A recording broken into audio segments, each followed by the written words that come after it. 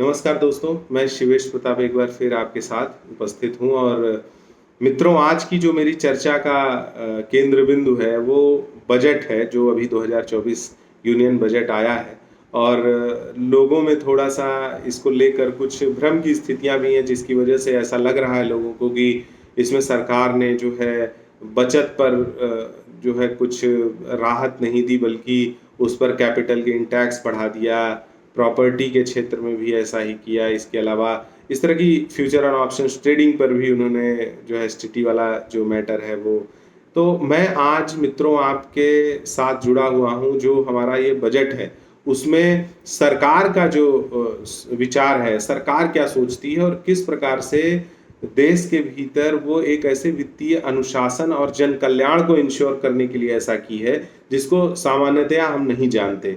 उसके बारे में मैं आपसे चर्चा करूँगा, तो क्विकली मैं उसको शुरू करूँगा आपके साथ कि देखिए, मित्रों जैसे कि शेयर मार्केट है, तो सामान्यतया क्या होता है कि शेयर मार्केट लंबे समय तक लाभ देने वाला क्षेत्र माना जाता था, परंतु अभी कुछ वर्षों से क्या हुआ है कि मार्केट इन्फ्लुएंसर्स जो ये यूट्यूब पर और इंस्टाग्राम के रील्स पर, फेसबुक पर मतलब एक इतना बड़ा झूठा एक फॉल्स नैरेटिव उन लोगों के द्वारा बना दिया गया कि ये जो है शेयर मार्केट में हम बहुत कम समय में, घंटों में, दिन भर में करोड़पति बन सकते हैं। इस तरह का स्वप्न एक बेचा जा रहा है और इससे हुआ क्या है कि आज के जो युवा हैं उनकी बहुत बड़ी आबादी जो है फ्यूचर एंड ऑप्शंस ट्रेडिंग के क्षेत्र में आकर और उसका दुरुपयोग करना प्रारंभ कर दी है। क्योंकि देखिए फ्यूचर एंड ऑप्शंस ट्रेडिंग की जो शुरुआत हुई थी वो जो है हेजिंग के लिए बनाई गई थी। कहीं ना कहीं सरकार का या नियम बनाने वाले लोगों का एक लक्ष्य था कि लोगों को नुकसान से बचाया जा सके, इसलिए उन्होंने जो है फ्यूचर एंड ऑप्शंस ले आए थे। लेकिन अब क्या हो रहा है, अभी देखिए सरकार ने जो वित्तीय बजट के पहले जो है एक रिपोर्ट जो आई सरकार की, उसमें भी आर्थिक सर्वेक्षण में सरकार के उसमें कहा गया रिपोर्ट में कि लोग फ्यूचर एंड ऑप्शंस ट्रेडिंग को एक गैम्बलर के तौर पे, गैम्बलिंग के तौर पे यूज कर रहे हैं और इसीलिए जो है भारत सरकार ने इसे गैम्बलिंग की प्रवृत्ति बताते हुए चेतावनी भी दी कि इससे ट्रेडिंग में जो है ये नुकसान झेलने वाले जो लोग होंगे भविष्य में, जैसे कि अभी वो पता नहीं चल रहा है, लेकिन जब मार्केट में ऐसा कुछ आता है, कोई करेक्शन आता है, कोई अप एंड डाउन आता है, तो जब लोगों को नुकसान होगा तो उससे लोग अपने आप को ठगा हुआ महसूस करेंगे। इसीलिए आवश्यक हो गया था कि जन कल्याण हेतु फ्यूचर एंड ऑप्शंस ट्रेडिंग पर थोड़ा सा नियंत्रण किया जाए, लगाम लगाया जाए और इसलिए बजट 2024 में इस गलत प्रवृत्ति को हतोत्साहित करने के लिए सिक्योरिटी ट्रांजैक्शन टैक्स जो बढ़ा दिया गया है। कम समय में ज्यादा पैसा कमाने की जो लालच है सामान्य परिवारों के निवेशकों की गाढ़ी कमाई जो है उसको गंवा देने के लिए गंवा देने के लिए जो लोग तैयार हैं फ्यूचर एंड ऑप्शंस ट्रेडिंग में, सरकार चाहती है कि उस पर नियंत्रण किया जाए, थोड़ा ऐसा वित्तीय अनुशासन लाया जाए जन कल्याण के लिए, जिससे लोग इससे दूरी बनाएं। क्योंकि देखिए विशेषज्ञों ने तो भारी भरकम टैक्स की हिमायत की थी, परंतु वित्त मंत्री जी ने अभी एसटीटी में थोड़ी ही बढ़ोतरी किया है जो 1 अक्टूबर से लागू होगा। तो तब तक आप अपना निर्णय उसी हिसाब से ले सकते हैं। यदि आप डेटा पर नजर डालिए, देखिए कुछ चीजें ऐसी होती हैं कि बाजार में लोग पैसा खींचने के लिए जो यथार्थ है उसको नहीं बताते, लेकिन देखिए भारत में जो फ्यूचर एंड ऑप्शंस है, जैसे जो डेरिवेटिव सेगमेंट होता है निवेश का, उसमें अगर आप देखिए तो बहुत ही आश्चर्यजनक रूप से वृद्धि हुई है और इंडेक्स ऑप्शन जो निफ्टी आदि जो होती हैं, इनका जो टर्नओवर प्रीमियम के रूप में वर्तमान में मतलब 140 लाख करोड़ हो चुका है और अगर 2018 की वैल्यू हम देखें तो मात्र 4.5 लाख करोड़ रुपए का इसमें इन्वेस्टमेंट होता था। तो ये जो डेरिवेटिव सेगमेंट है आज के समय में उसका कुल टर्नओवर 500 लाख करोड़ रुपए का हो गया है, जो 2018 में मात्र 210 लाख करोड़ रुपए का था।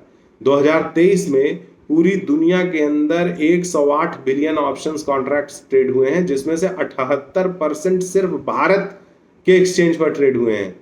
इस डेटा से आप ये समझ सकते हैं कि भारत में जो गैम्बलिंग का कितना बड़ा खतरा, और इस पर भारत सरकार ही नहीं, सेबी की एक रिसर्च रिपोर्ट ने भी बताया है कि फ्यूचर एंड ऑप्शंस ट्रेडिंग जो है सेगमेंट, ये हर 10 में से 9 लोग इसमें पैसे गंवा रहे हैं। तो सरकार ने यही कारण है कि इसमें जो है सिक्योरिटी ट्रांजैक्शन टैक्स एसटीटी जो बढ़ाया है, उसके पीछे इसको हतोत्साहित करना है कि लोग अपने पैसे ना गंवाएं। क्योंकि 10 में 9 आदमी तो कमा रहा है। तो इसीलिए यह आर्थिक शुचिता और एक अभिभावक के रूप में सरकार की यह जिम्मेदारी है कि वो अपने नागरिकों को फेयर जो है इन्वेस्टमेंट के लिए प्रोत्साहित करे। एसटीटी की बढ़ोतरी के पीछे यही मंशा है सरकार की, जन कल्याण की। और देखिए, इससे सरकार, आपको लग रहा होगा कि सरकार एसटीटी बढ़ा के पैसे कमाएगी। पैसा कुछ नहीं कमाएगी। जीरोधा के सीईओ हैं जो है ये नितिन कामत जी, उन्होंने बताया कि पिछले साल एसटीटी के द्वारा 1500 करोड़ रुपए का कलेक्शन हुआ। ये टैक्स बढ़ने के मात्र वो 2500 करोड़ हो जाएगा। तो सरकार मात्र 1000 करोड़ रुपए कमाने के लिए कोई ऐसा कार्य नहीं करेगी। इसके पीछे सरकार का उद्देश्य जन कल्याण का है। हमारा जो आर्थिक सर्वेक्षण है वह भी इसी बात की हिमायत करता है कि जो खुदरा निवेशक हैं वो, उनका जो निवेश है वो कैपिटल मार्केट में होना चाहिए, लेकिन जब उनका आर्थिक नुकसान होता है तो वो स्वयं को इसको चीटिंग मानते हुए वो लंबे समय तक के लिए मार्केट से दूर हो जाते हैं, कैपिटल मार्केट से दूर हो जाते हैं। ऐसा करना उनके लिए देश की आर्थिकी और उनकी आर्थिकी दोनों के लिए नुकसानदेह है। इसीलिए भारत जैसे विकासशील देश, जहां पर कैपिटा इनकम भी कम है, हमारी प्रति व्यक्ति आय भी कम है, वहां पर ऐसी प्रवृत्तियों पर लगाम लगाना बहुत आवश्यक था। और सेबी की चेयरमैन जो है माधुरी पुरी बिच ने, उन्होंने भी ये बोला है कि चिंताएं व्यक्त की हैं कि भाई ये जो चीज है ये ठीक नहीं है, और जो है हम अपनी घरेलू बचत को बाइफरकेट करें। ये सिर्फ इसको घरेलू बचत का कैपिटल न बनाकर उसको ऐसे जैसे एक कैपिटल हमने बना के और उसको ऑप्शंस एंड ट्रेडिंग में लगा दिया, तो ये ठीक नहीं है। अब मैं दूसरी बात करूंगा कि कैपिटल गेन टैक्स की, कि ये कैपिटल गेन टैक्स जो है उस पर जो है क्या सरकार ने किया है और वो क्यों किया है। तो देखिए दोस्तों, लोगों में इस बात को लेकर भी भ्रम है कि जो सरकार ने जैसे short term capital gain tax है जिसको 15% से मतलब 20% कर दिया, और लॉन्ग टर्म कैपिटल गेन को 10 से 12% कर दिया। यद्यपि उसमें है कि 1.25 लाख तक की जो वार्षिक आय लाभ होगा आपको, उस पर वो छूट बनी रहेगी। तो इसका सीधा सा मतलब है कि एक कॉमन पीपल जो है, कॉमन मैन जो है, जो अपनी एक सामान्य कमाई निवेश में लगाता है, उसके लिए नहीं। जो बड़ी बड़ी मछलियां हैं जो करोड़ों रुपए लगाकर और उसका बेनिफिट कमा रही हैं और एक छोटी पूंजी वाले निवेशक के लिए चुनौती उत्पन्न कर रही हैं, उनको रोकने के लिए ऐसा किया गया है। अगर मैं बात करता हूं, देखिए थोड़ा सा इस पे अगर मैं आपको डेटा से जो है कुछ समझाने का प्रयास करता हूं कि देखिए, centre for monitoring Indian economy की एक स्टडी है, उसकी डेटा के अनुसार जो है भारत के अंदर 5000 लिस्टेड कंपनियों को वित्त वर्ष 2018 से 19 के बीच से, मतलब कि वित्त वर्ष 2018-19 से लेकर 2022-23 के बीच में उनकी जो नेट बिक्री रही है, सेल्स रही है, वो 12% बढ़ी है, और उनका जो नेट प्रॉफिट रहा है वो 187% रहा है। लेकिन ये कंपनियां अपने लाभ को दोबारा बाजार में निवेश नहीं कर रही हैं। दूसरी तरफ भारतीय लगातार इन कंपनियों में निवेश करते जा रहे हैं। परिणाम क्या हो रहा है? शेयर मार्केट में कई कंपनियां अपने वास्तविक मूल्य से 10 गुना से 50 गुना ज्यादा पर वैल्यूएशन पर बैठी हुई हैं। तो कल को अगर मार्केट में कोई भी टर्बुलेंस आएगा तो उन निवेशकों का पैसा डूबेगा ही। तो और हमारे विचारक जो हमारी पॉलिसी मेकर्स हैं वो भी देखिए आज यही कर रहे हैं कि अति सर्वत्र वर्जित, जहां अति होगी वो वर्जित होना चाहिए, अति होनी नहीं चाहिए कहीं। क्योंकि हमारे यहाँ आर्थिक जगत में जो स्टॉक मार्केट में निवेश की आंधी है उसने पूरी बैंकिंग इकोसिस्टम को खराब कर दिया है। मार्च 2020 में नेशनल स्टॉक एक्सचेंज में कुल 3 करोड़ निवेशक थे। मार्च में 2020 की बात कर रहा हूँ। मार्च 2024 की डेटा आप जानते हैं क्या है? 9.2 करोड़, 9 करोड़ 20 लाख निवेशक आज हमारे बाजार में हैं, मात्र 4 साल के अंदर।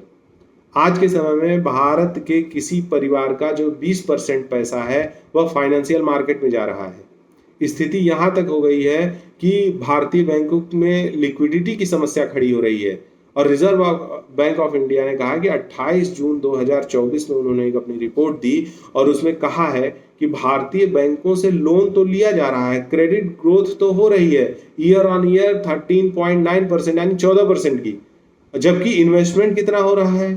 10.6% की। तो आप बैंक में पैसे जमा नहीं कर रहे हैं, वो आप फाइनेंशियल मार्केट में डाल रहे हैं और लोन लेने आप बैंक के पास जा रहे हैं। तो ऐसे में भारतीय बैंकों से आप कर्ज तो ले रहे हैं, लेकिन उनको निवेश बैंकों की में नहीं हो रहा है, शेयर मार्केट में हो रहा है। इससे क्या होगा कि फिक्स डिपॉजिट पर रिटर्न बहुत कम होता है और जो है मार्केट में आपको ज्यादा मिल रहा है इसलिए, लेकिन इससे तो बैंकिंग इकोसिस्टम गड़बड़ा जाएगा। तो इसीलिए मैंने कहा अति सर्वत्र वर्जेत। और यही कारण है कि निवेश बाजार जो है बहुत हद तक अब वैश्विक हो चुका है और निवेशक अपना पैसा कहीं भी निवेश करने के लिए स्वतंत्र है। ऐसे में कैपिटल गेन टैक्स अगर मैं भारत के वैश्विक स्तर से बात करूं तो अभी हमारा बहुत कम है। हमारे जो पॉलिसी मेकर्स हैं वो तो कहते हैं कि और बढ़ाइए, क्योंकि हम वैश्विक तुलना में वैश्विक कैपिटल गेन जो अदर कंट्रीज में है उनसे तो अभी हम बहुत नीचे, हमें और बढ़ाने की जरूरत है। लेकिन सरकार ने जन कल्याण को देखते हुए इसे कम ही बढ़ाया है।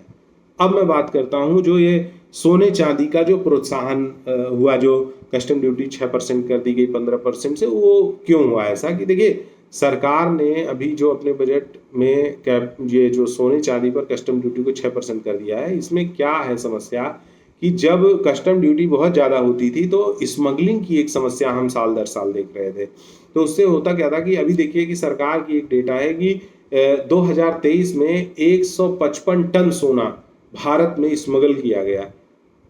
अब आप सोचिए कि लोग अपनी प्रॉफिटेबिलिटी के लिए गैर कानूनी कार्य कर रहे हैं और इससे सरकार को भी कस्टम ड्यूटी का लॉस हो रहा है।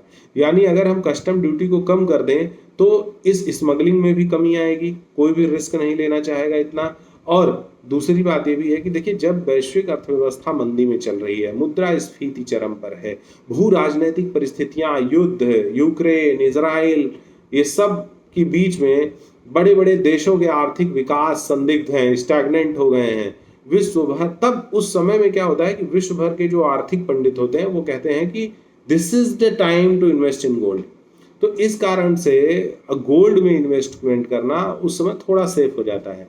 तो अभी क्या है कि शेयर मार्केट से पैसे को खींचकर सरकार चाहती है कि लोग थोड़ा गोल्ड में भी इन्वेस्ट कर लें, थोड़ा अन्य बैंकों में भी डालें। ये इस तरह की चीज़ों के कारण जो है ये घटाया गया है, जिससे कि हालांकि मैं आपको बता दूं कि ये जो कस्टम ड्यूटी घटाई गई इससे सरकार के करंट अकाउंट डेफिसिट जो है वो उसमें जोखिम है सरकार के लिए। एक तरफ तो सरकार अपना करंट अकाउंट डेफिसिट कम करना चाहती है, दूसरी तरफ उसने कस्टम ड्यूटी पे छूट दे दी, इससे उसको थोड़ा लॉस भी होगा। लेकिन जन कल्याण के लिए यह लाभ जो है अपना छोड़ने के लिए सरकार तैयार है, हानि झेलने के लिए तैयार है, जिससे जन कल्याण हो, जनता का तो कम से कम फायदा हो। कुल मिलाकर हर साल बजट को केवल इस आधार पर देखना कि वेतन भोगी ये देखे कि जी अब की साल हमें कितना टैक्स में छूट मिला और ये सब चीज़ें, तो ये देखिए ये गलत अपेक्षा है, ऐसा नहीं करना चाहिए। क्योंकि अगर 10 वर्षों पर दृष्टि डालें तो सरकार ने वेतन भोगी लोगों के टैक्स स्लैब में एक अच्छा खासा छूट दिया है। यूपीए के शासन में 10 लाख रुपए की कमाई पर 20% टैक्स था। आज सरकार जो है ये मोदी सरकार में इस बजट में आप देखिए 10 लाख की रुपए की कमाई अगर आपकी है तो मात्र 10% आयकर है। आप इसको इस रूप में देखिए, कांग्रेस आपसे 20% लेती थी। 2000 पहले की जो सरकारें होती थीं, अंततः मैं अपनी ये बात कहकर समाप्त करूंगा कि 2014 की पूर्ववर्ती जो कांग्रेस सरकारें होती थी वो देखिए हमारे देश का एक ट्रेंड था कि जब कोई दुर्घटना हो जाए, जब कोई हानि हो जाए, जन हानि हो जाए, उसके बाद सरकारें चैतन्य होती थी, उसके बाद लोग विमर्श करते थे, कानून बनता था, चीजें होती थी। लेकिन आज की जो सरकार की जो सबसे अच्छी बात है, जो जिसके लिए वो प्रशंसनीय है वो कार्य कदम उसका, वो ये है कि सरकार आज के समय में बहुत चैतन्य होकर कार्य कर रही है और जन कल्याण के मोर्चे, जैसे केंद्रीकरण जो इंटरनेट के माध्यम से हुआ और सारी चीजें, लोग इतना पैसा निवेश कर रहे हैं शेयर मार्केट में, तो सरकार की जिम्मेदारी बढ़ जाती है कि कल को कोई भी मार्केट टर्बुलेंस अगर आता है तो उससे इतने लोगों को नुकसान होगा और वो मार्केट से दूर हो जाएंगे। तो इसीलिए सरकार बहुत समझदारी के साथ और कोई भी सुधार का जो विमर्श है वो खतरा आने के पहले ही कर रही है, जिससे कि हम कम से कम ना गंवाएं, ना अपना पैसा नुकसान करें। और मैं तो कहता हूं कि सरकार को इस बात के लिए धन्यवाद देना चाहिए कि भारत का जीडीपी जो डेवलपमेंट रेट है वो दुनिया का सर्वश्रेष्ठ है। एफडीआई में हम अग्रणी हैं। साथ ही हमारी सरकार ने मुद्रास्फीति जो कांग्रेस के समय 10% थी, आज मुद्रास्फीति 4% पर है। तो राजकोषीय घाटे की बात करो 4.9 है, जिसको सरकार ने कहा कि हम 4% तक लेकर आएंगे। इसके अलावा जैसे वैश्विक आर्थिक मंदी के दौर में भी हमारी आर्थिकी अच्छे ढंग से नियंत्रित हो रही है, इसके लिए हमें अपने सरकार को धन्यवाद देना चाहिए। साथ ही दुनिया की सभी रेटिंग एजेंसियों ने भारत को न केवल एक स्थिर अच्छी विकास करती अर्थव्यवस्था कहा है, अपितु संपूर्ण विश्व की अर्थव्यवस्था का उन्होंने इसको संकट मोचक माना है।